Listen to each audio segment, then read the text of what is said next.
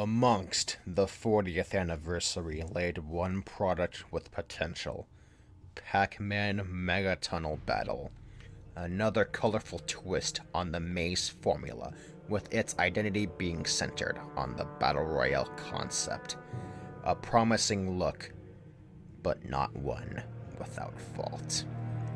A fault in which fate determines it in the captivity through the exclusivity of Google Stadia.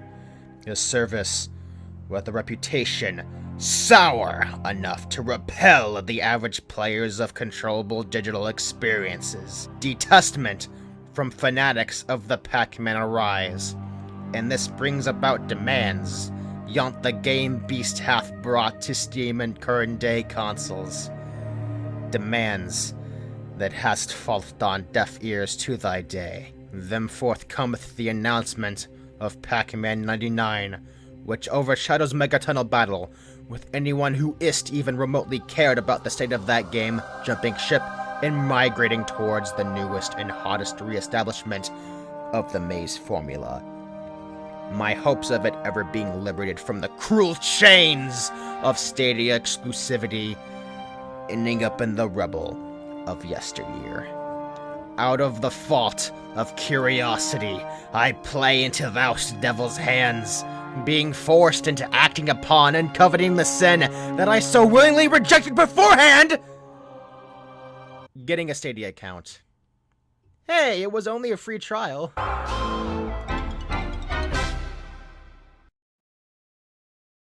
So how exactly does it fare on Stadia? Let's just say Stadia isn't really the most optimal of choices you could go with. Stadia is not worth investing time or money into, and I'm pretty sure everyone knows that by now. I'm not sure if this was done out of a licensing agreement or a decision on Bamco's part. Either way, this is a fundamentally awful idea for a couple of reasons. Stadia is a platform that isn't particularly known for being stable, and with Mega Tunnel Battle I've experienced drops in resolution, sudden framerate drops and buffering, occasional visual oddities, deadly glitches, and crashes. Cause, you know, Blinky's seen as like the more aggressive. Bro, look at look at this shit. Look. Wait. He said so. Fucking frame. Bro, the game just froze up. Get fucking framed. Oh my god. Granted, I would be exaggerating if I said most of these happened all the time, but they still can happen, and 3 times out of 5, there is a chance they will happen. Regardless, there is still quite a janky feeling when playing this on Stadia. It is something you would have to experience for yourself to understand, but I know most of you won't care enough to, and understandably so given what I'm about to say about the game. Going back to glitches, one of my favorites was the one where Pac-Man turned invisible and remained that way for the rest of the match. It's not even that extreme, it just looked goofy. That ain't the invisible cunt. Can't go without mentioning the one where my Pac-Man would just pass by the ghosts, dots, and power pellets, and any time I went to another maze, it just teleported me back to the previous maze. Eventually, I ended up dying for no reason. Felt like something out of a creepypasta. I mean, hey, just have Pac-Man throwing up blood and you're set. Boring ass game. Could be worse though. Oh yeah. Could be like not working. I mean, at the very least, it seems to work. Sometimes. Yeah. Whoa, bro. Bro, you see this? I think it's funny when you say at least it works, but like, I'm not even picking up any of the back time. Oh, this game's fantastic. Oh, the goats! The goat! It's the goats! It's the goats! Oh, this game. Oh, This fucking game. Holy shit. God, it just... It really broke as soon as I said something nice about it. At least it works! Wait, what happens if I go to another maze?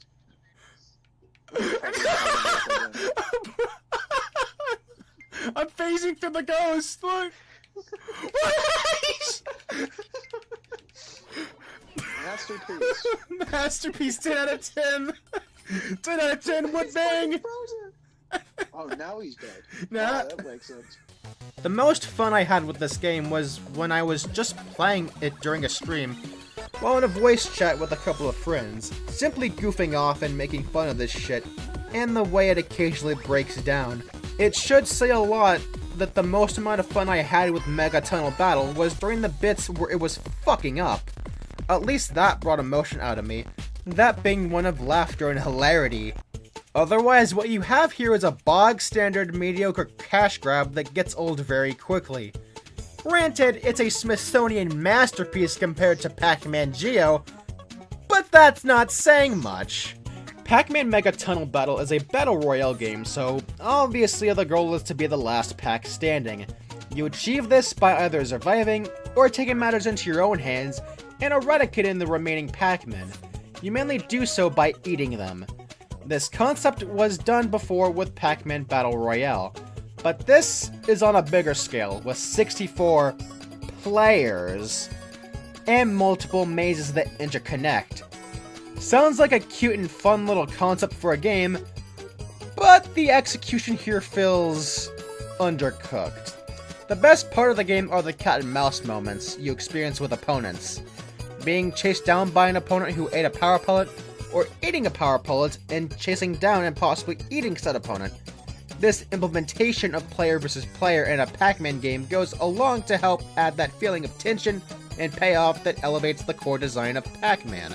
That said, this was already done with Battle Royale, so of course this is where the power-ups and interconnected maze come into play. Unfortunately, however, these fail to make any meaningful impact. The effectiveness of the power-ups are based around proper positioning. This would work, well, if you had the ability to equip power-ups and were able to deploy them in strategic applications. But instead they only appear randomly, and so because of the random positioning and random choice of power-ups, there is usually a 1 out of 5 rate in which said power-up could be useful. Maybe 2 out of 5 if I'm being generous. Okay, so a little mistake on my part. Apparently you can store power-ups and deploy them whenever you want. You just have to be holding, either the A or B button, when coming into contact with a power-up. That way you actually store the power-up, and so you can use it, anytime you want. And, that's actually pretty cool. I didn't know you could do that until after I finished the script, so, yeah. I guess that kind of, ups the game a little bit. But, still, that doesn't, change the fact that the power-ups in question really aren't the most interesting thing in the world. In fact, if anything, I'd say they're not really balanced very well, either. And in general, they're just not interesting. Not to mention, there's also the game's other issues, which I'm about to get into, so, yeah. But, yeah, these power-ups fail to add anything meaningful to the game. Then you have the multiple interconnected mazes, which is a concept I like. The problem, however, is that there is next to no variation in the maze designs. This sucks because having unique maze layouts in each location would have helped to keep the game fresh and added a sense of strategy, being that you would want to utilize the maze layout in the best way possible. But nah, let's just have the same shit for every location. It gets really fucking stale. Another problem with this concept is that you can easily just stay in the starting maze throughout most of a session, not having to deal with most of the other players. So the point of the game can more or less be mute. I also can't help but feel that most of the other players I've encountered are computer players. Being on Stadia, I doubt there's much of a player base. Computer players don't have the capacity to be as good as actual players. I don't know, maybe I'm just a god at this game and I'm unaware to that, but I find it a little suspicious that I basically win every match I'm in. The game is just very easy and honestly quite unfulfilling. Unfulfilling is what I would call this game in general. As I've said before, the cat and mouse dynamic works, but without any proper supporting mechanics, with this type of game, it gets very old very quickly. The supporting mechanics try to act in service of the core gameplay, but they fail in that regard. At worst, the mechanics can contradict the core design. It's honestly a mid-tier maze game with all its ideas ripped from better games. The only original idea it has is the interconnected maze. Oh, wait a minute! So it should be understandable why it's no surprise that Pac-Man 99 overshadowed it. When 99 was first shown off in April of this year, initially a part of me was annoyed that they were rehashing the original arcade game's look. That said, it was a new Pac-Man game and free to play if you have the Nintendo Switch Online service, so I bit my tongue and got it anyway. At the end of the day, this video is all about the game design of these two Battle Royale maze games and how they compare and contrast, and ultimately where one fails and the other succeeds. Mega Tunnel Battle goes for the Fortnite approach, whereas 99 goes for something akin to Tetris 99. So, evidently these games play out differently. But their core is pretty much the same. That being, the goal of the games involved being the last pack standing. But as you can already guess, I feel that 99's approach was much better executed. That's not to say the idea behind Mega Tunnel Battle is inherently bad, but, well, you already know what I think. So, I'm about to go full Wikipedia mode on you guys. So in 99, whenever you get a ghost, you send a pack jammer to any player you target. Any player that has you targeted will send pack jammers your way. Pack jammers are white Pac-Man clones that slow you down upon contact. They start out stationary, but eventually start moving. Eating a power pellet kills every pack jammer in the maze. Eventually red pack jammers show up, and they kill you upon contact. And power pellets don't kill them, though they do stop them from moving. Getting the bonus fruit, however, does kill a red pack jammer. Sleeping ghosts from the Championship Edition games return, and touching them forms a ghost train. Ghost trains are your primary way of sending out pack jammers. Bonus fruits appear if you eat enough pack dots. Eating a bonus fruit regenerates pack dots, power pellets, and sleeping ghosts. Then you have the power modes, which is the game's coolest mechanic in my opinion. It's like if you took the style system from a Devil May Cry game and recontextualized it for a Pac-Man game. Anyways. Speed allows you to go fast, and this can be upgraded by eating all the pack dots. Strength has you sending out way more pack jammers when you chop a ghost train. Train doubles the amount of ghosts added to a ghost train. Standard is just an all-arounder where everything is balanced. Each of these, with the exception of standard, have their own negative side effects that you'll want to work around. So, what makes 99 work?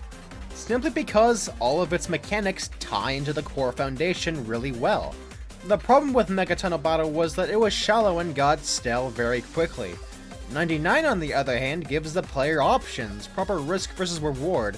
It ups the stakes. It does so many things that tie into its sense of strategy. The 4 power modes are a main source of this, by giving you many different ways to approach the game.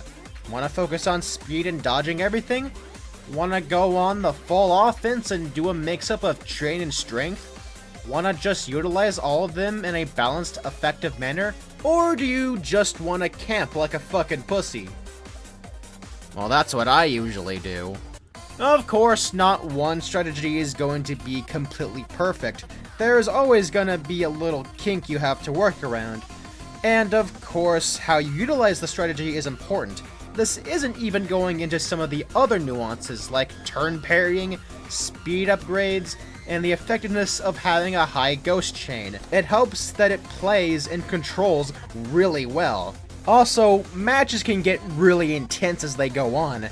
They get really intense when you reach the top 10, and the game just drops this sick beat that sounds like something out of Friday Night Funkin', and I mean that in the best way possible. And when you're down to the last 2, feeling that adrenaline that comes from the final struggle, then this happens.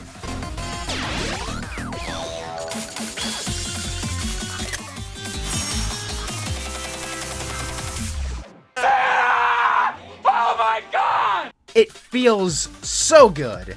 The victories in this game are something I have to earn. It's rewarding when you're successful, whereas in Mega Tunnel Battle, every victory felt hollow. While this next thing doesn't have much to do with the core idea of the video, I want to briefly mention offline single-player content. Mega Tunnel Battle has next to none. 99 does have single-player content, however, while the main online mode is free, the offline content isn't. If I remember correctly, everything as a whole will cost you $30. At the moment, I have other priorities, so it might be a while before I get around to checking this stuff out. But a friend of mine has experienced the DLC, so I asked for his opinion on it, and here is what he has to say.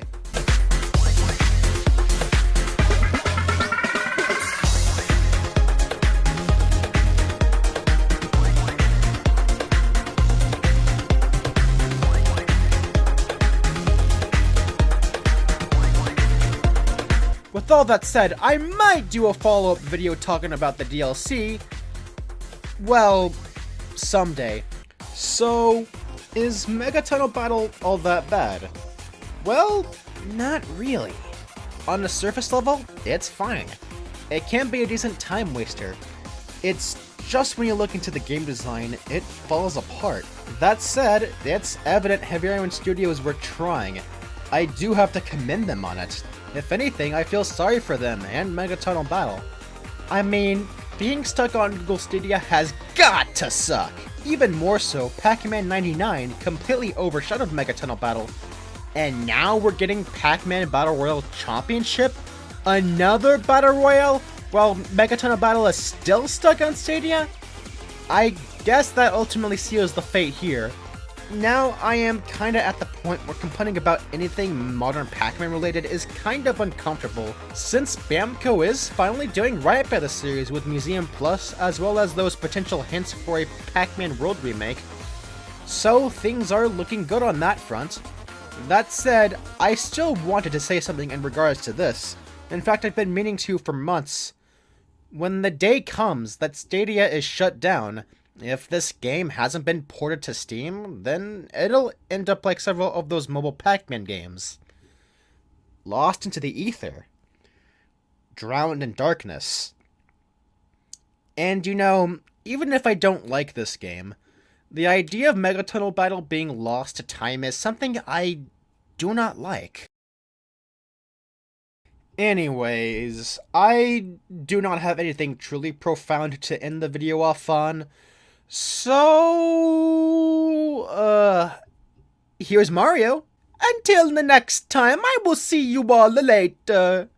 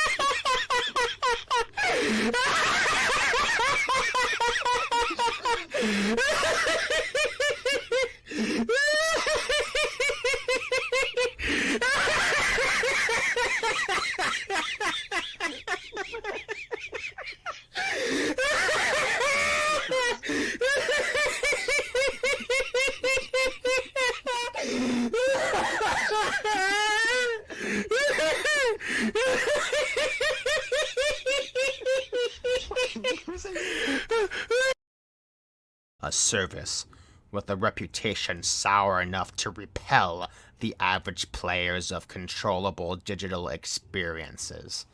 Detestment from fanatics of the Pac-Man arise, and this brings about demands yond the game beast hath brought to Steam and current-day consoles. Demands that hast falleth on deaf ears to thy day. Then forth cometh the announcement of Pac-Man 99, which overshadows I can't do this shit with a straight fucking face!